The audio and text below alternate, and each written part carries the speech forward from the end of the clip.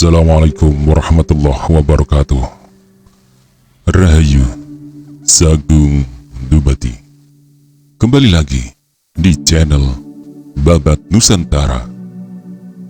Pada kesempatan kali ini akan menceritakan Gajah Mada seri keempat, Perang Bubat, bagian ke-39.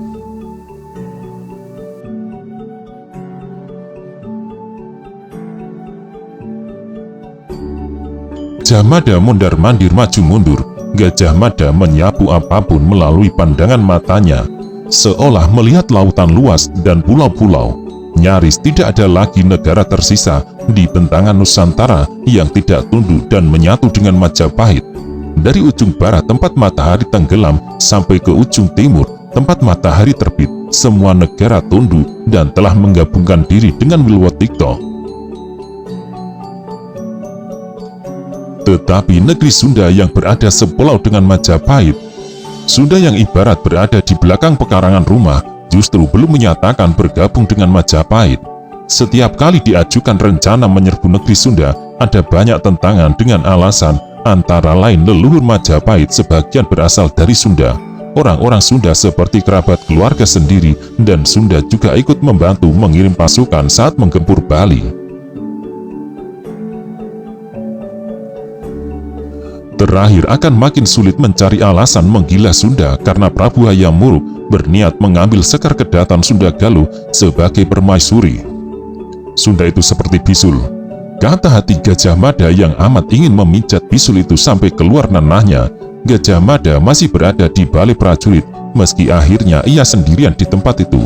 Dengan duduk di kursi berukir yang dibuat khusus untuknya, Mahamantri Muknya Gajah Mada sibuk merenungkan apa dan bagaimana pendapat Gajah Enggon.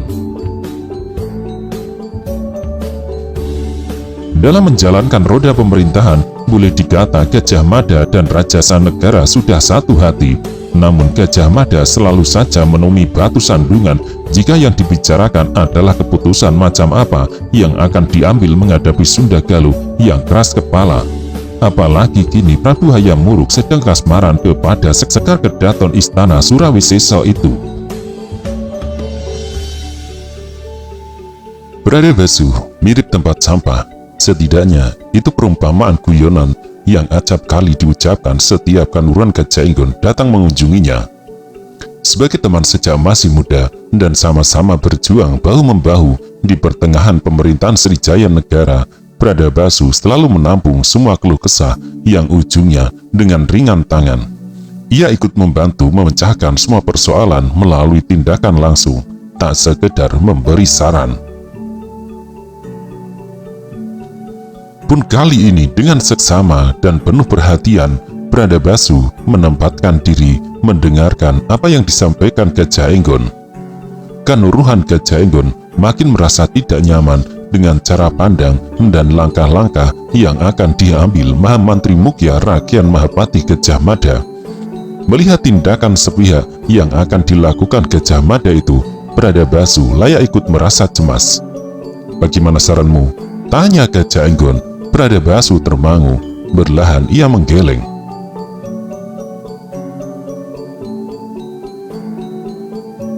"Kau biarkan Gajah Mada menunjuk Mapan Jelam itu, sama halnya kau biarkan bencana terjadi di depan mata. Jika kau minta pendapatku, jangan biarkan hal itu terjadi. Kembalilah ke Sunda Galuh untuk memuluskan niat suci dan mulia Sang Prabu dengan Sekar Kedaton Sunda. Kalau kau berangkat, aku ikut," ucap Brada Basu. Kanuruhan Gajah Enggon nyaring dan mengunyah saran itu. Kembali menempuh perjalanan panjang ke Sunda Galuh boleh jadi merupakan pekerjaan yang menyebalkan. Namun membiarkan Gajah Mada mengirim para Arya dengan menumpang rombongan yang akan membawa mandat dan segala kelengkapan adat untuk meminang Sekar Kedaton Sunda Galuh akan menjadi bahaya. Apalagi jika Mahapati Gajah Mada dengan mimpi-mimpi dan tujuannya sampai menggagalkan rencana lamaran itu. "Kau akan ikut?" tanya Gajah Enggon. "Ya," balas Brada Basu, "sambil aku berupaya menemukan jejak anakku. Aku berharap petunjuk yang aku peroleh benar? Gajah Enggon merasa aneh. Petunjuk? Tanyanya. Pradabasu mengangguk. Ya, jawabnya. Petunjuk dari siapa? Gajah Enggon bertanya. Dari dukun? Kau mempercayai petunjuk dukun untuk hal-hal yang demikian itu? Kali ini aku percaya. Aku merasa arahnya benar. Ke barat. Jawab Pradabasu. Gajah Enggon akan tertawa, tetapi diurungkannya niat itu. Namun Pradabasu tanggap bahasa wajah sahabatnya itu. Memang terasa aneh dan sulit untuk dipercaya. Aku tidak pergi mendatangi bocah yang memberiku arahan itu, namun justru bocah itu yang mendatangiku. Lanjut Pradabasu. Gajah Enggon bertambah heran. Bocah? Tanyanya. Pradabasu mengangguk yakin. Bagaimana kau bisa percaya kepada seorang bocah? Tanya Kanduruhan Gajah Enggon. Agak sulit menjelaskan, tetapi bocah itu mampu menunjukkan sesuatu yang luar biasa. Ketika diminta memejamkan mata dengan tangan terbentang seperti elang, aku menurut saja. Aku diminta menerikan membaca mantra-mantra aneh yang dibisikkan ke telingaku. Itulah saat yang seumur-umur aku baru mengalaminya dan tak akan pernah aku lupakan. Aku terhuyung-huyung jatuh karena kehilangan sebagian kesadaranku. Aku merasa melesat amat cepat menembus batas ruang dan waktu, lalu terhempas di tempat lain, tempat yang tidak aku kenali sama sekali. Hanya sekejap saja apa yang kualami itu, lalu aku pun kembali tersadar. Pradabasu menuturkan pengalamannya. Gajah Enggon memandang dengan heran. Selama ini ia percaya kepada Pradabasu, percaya pada pengalaman apapun yang dialaminya. Namun, pengalaman aneh macam yang diceritakan itu baru kali ini Pradabasu membaginya. Menurut bocah aneh yang perginya seperti menghilang itu, apa yang aku lihat melalui cara luar biasa itu sebenarnya adalah hal yang dilihat Brajaka. Lanjut Pradabasu. Halaman rumah Pradabasu yang asri karena banyak tanaman itu pun menjadi hening. Dua sahabat yang akrab itu kemudian terseret ke dalam lamunan masing-masing. Selama ini Pradabasu mengalami kesulitan memusatkan perhatian pada persoalan-persoalan yang dalam keseharian mengakrabinya. Sebagian besar ruang rasa penasarannya dipenuhi pertanyaan, di mana keberadaan sang Brajaka? Itulah pertanyaan terbesar yang ingin diketahui bagaimana jawabnya. Orang itu masih sering kesini? Tiba-tiba Gajah Enggon membelokkan pertanyaan. Pradabasu menoleh. Siapa? Tanya Pradabasu. Orang itu, orang yang memanggilmu Adimas. Jawab Gajah Enggon. Pradabasu seketika tersenyum dan berbalik. Semua pohon kelapa diperhatikan, tetapi tetangga yang punya kegesitan memanjat pohon kelapa yang bernama Sandan Banjir itu tidak kelihatan batang hidungnya. 2 hari ini aku tidak melihatnya. Mungkin di Sandan Banjir sedang sakit. Balas Pradabasu. Mestinya kau menengoknya. Siapa tahu ia benar sakit, kata Gajah Enggon. Pradabasu agak mengerutkan kening. Pradabasu berpikir, jangan-jangan Sandan Banjir benar sakit. Aku akan sempatkan menengok orang itu, kata Pradabasu. Sekalian kau bawakan obatnya. Aku tahu obat yang manjur untuk orang yang amat luas dalam memanggilmu Adimas itu, ujar Gajah Enggon. Pradabasu menoleh sambil agak mengenyitkan mata. Apa obatnya, kalau benar ia sakit? Tanya Pradabasu. Datangi dan panggil ia Kakang Mas, balas Gajah Enggon. Pradabasu nyaris tersedak, senyumnya berubah menjadi tawa, tetapi tidak perlu sampai belepotan. Ada banyak hal yang kemudian dibicarakan dua orang mantan anggota pasukan khusus Bayangkara itu. Akan tetapi sampai sejauh itu Pradabasu sama sekali tidak menyinggung persoalan yang dibawa anaknya, soal kemungkinan Dyah Pitaloka yang diharapkan menjadi pendamping Prabu Hayam Wuruk itu ternyata menjalin hubungan asmara dengan orang lain. Ia telah berniat untuk menelisik sendiri hal itu dan merahasiakannya dari Gajah Enggon.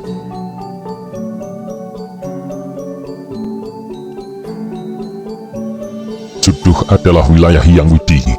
Terlihat itu dari perjalanan hidup ini. Ketika Raden tetap masih bayi, muncul banyak pertanyaan. Misalnya, bagaimana saat ia dewasa nanti? Lalu siapa pula jodohnya? Kini kita akan tahu jawabnya dari pertanyaan terakhir itu. Ternyata jodoh Raden Tetep atau Prabu Sri Rajasa Negara terselip di tanah Sunda Galuh.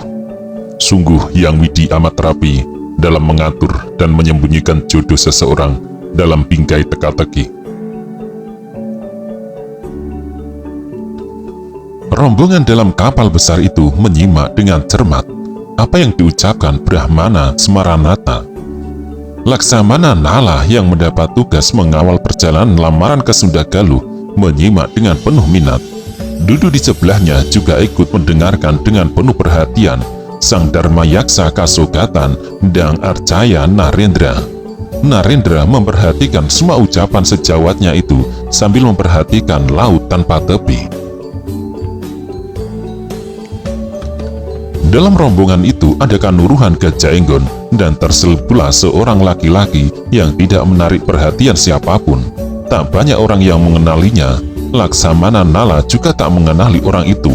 Orang itu pendiam dan cenderung menyendiri. Namun sebenarnya ia selalu mengikuti siapa saja yang dibicarakan orang-orang di sekitarnya.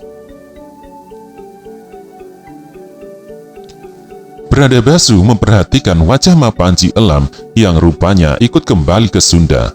Tidak hanya Mapanji Elam, Sang Arya, Wangsa Prana, Pumenur ikut pula. Pukapasa dan Kapat yang sebelumnya ikut ke Sunda tak terlihat di rombongan itu. Dengan penuh perhatian, Bradabasu memperhatikan wajah kedua orang itu dan mencermati apapun pembicaraan yang terjadi di antara mereka.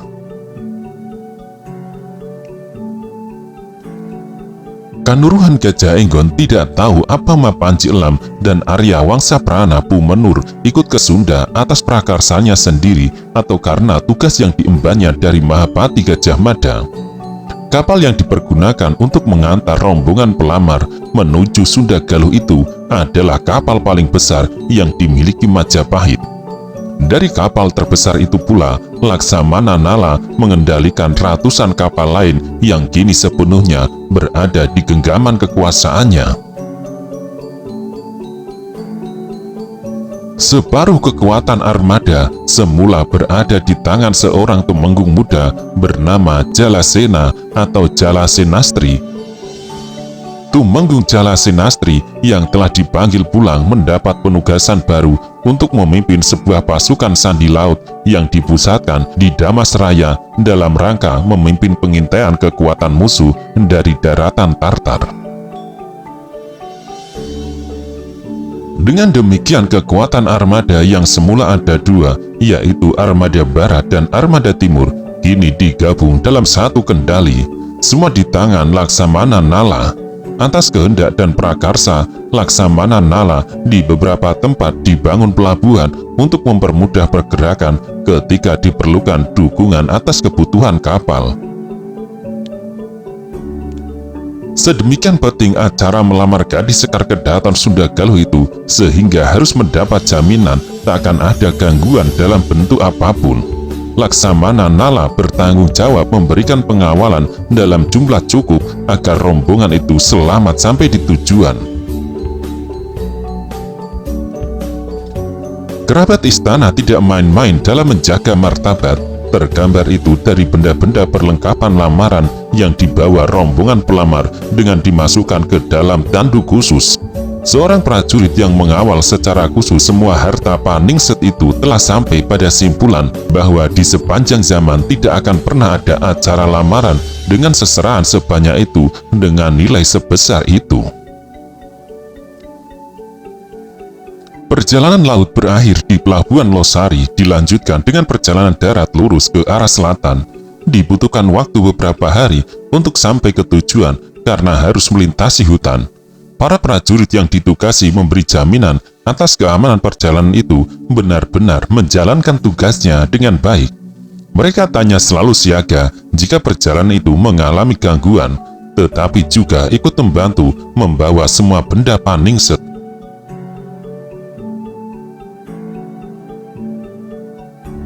Sebagian tanda tali asih tidak merepotkan dan bisa diletakkan di dalam kereta kuda yang dibawa langsung dari Majapahit, namun sebagian yang lain diletakkan dalam tandu. Itu sebabnya perjalanan darat menjadi tersendat. Laksamana Nala ternyata tidak mau duduk manis menunggu di kapalnya. Pimpinan armada laut itu memutuskan untuk mengawal langsung perjalanan itu sampai ke Surawisesa. Butuh waktu beberapa hari untuk bisa mencapai Kawali jika dihitung dari Losari. Akan tetapi, jarak yang jauh itu makin lama makin dekat. Ketika memasuki batas kota raja, beberapa orang yang menjalankan tugas melamar Sekar Kedatan Surawisesa itu merasakan benar apa yang dikatakan Brahmana Smaranata. Jodoh memang susah untuk ditebak, kata seseorang prajurit bertubuh kurus tetapi tinggi.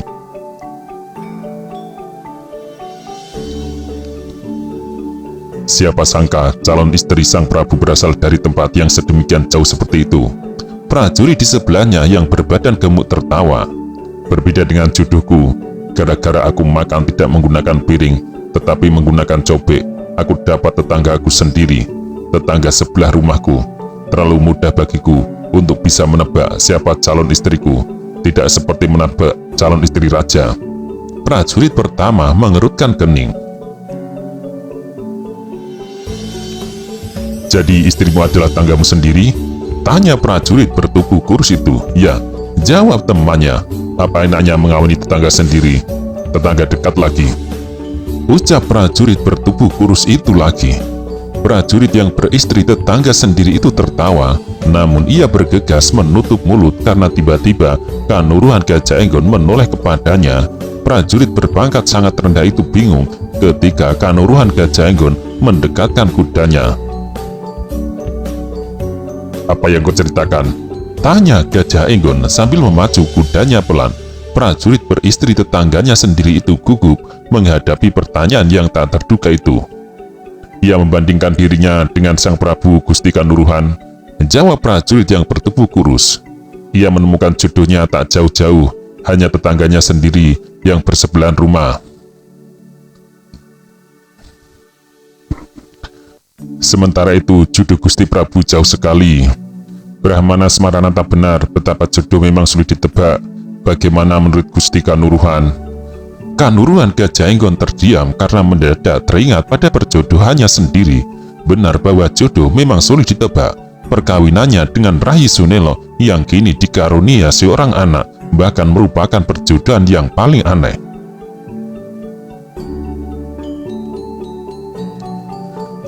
Di samping seperti tanpa direncanakan, sebenarnya mendiang Ibu Suri Biksuni Gayatri ikut campur dengan merancang perjodohan itu. Kanuruhan Gajah Enggon tak menjawab pertanyaan itu, yang dilakukannya justru tertawa. Gajah Enggon merasa tidak ada perkawinan yang lucu, bagaimanapun rangkaian terjadinya, kecuali perkawinan yang dialaminya. Direstui Kiai Pawagal, juga direstui Ibu Suri Gayatri, perkawinannya terasa indah dan langgeng hingga sekarang. Kedatangan rombongan tamu dari Majapahit yang kali ini jumlahnya lebih besar dan membawa berbagai hadiah yang secara adat jelas menyiratkan apa makna serta tujuannya itu. Disambut tuan rumah yang segera menyesuaikan diri pula. Para tamu tidak langsung diterima raja, namun mereka diberi kesempatan untuk mandi lebih dulu. Kesempatan itu digunakan para tamu dari Majapahit untuk berpakaian secara adat.